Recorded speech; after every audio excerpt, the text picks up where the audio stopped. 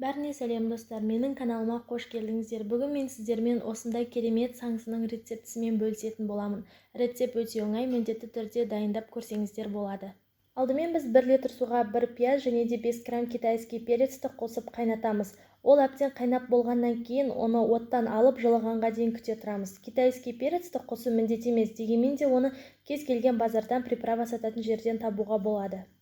Енді жаңағы қоспамызды қамыр илейтін ыдысқа құйып аламыз. Жалпы бұл рецепт бойынша бізде өте көп саңсы шығады. Егер сіздер аз жасап көргілеріңіз келсе, онда рецепттегі құрамдарды бірнеше есе азайтсаңыздар болады. Енді бұның үстіне 1 кесе сұйық май құйып, оны жақсылап араластыратын боламыз.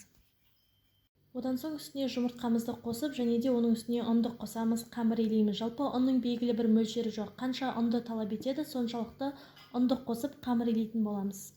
Міне осылайынан қамыр илейтін боламыз. Жалпы қамырды қаншалықты қаттырақ, жақсырақ илейтін болсаңыздар, соншалықты саңсыларыңыз да жақсы болып шығады.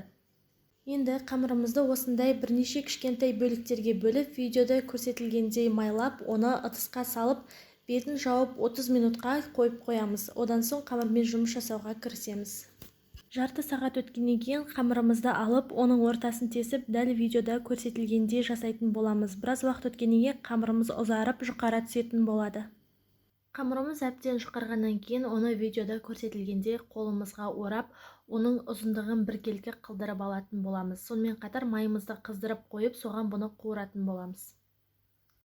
Енді жаңағы қамырымыздың екі жақ шетіне таяқшаларды кіргізетін боламыз. Біз үйде тұрған суши таяқшаларын қолдандық. Сіздер де соны қолдансаңыздар болады. Жалпы бұны енді дәл осы видеода көрсетілгендей пісіріп аламыз. Май міндетті түрде қызып тұрған болуы керек. Сонымен қатар күйіп кетпес үшін үнемі қасында тұрып, ары-бері аунатып тұруымыз шарт. Одан соң оны майымыздан алып, әбден майын сорғытып түсіріп, ыдысымызға салып жинай бастаймыз.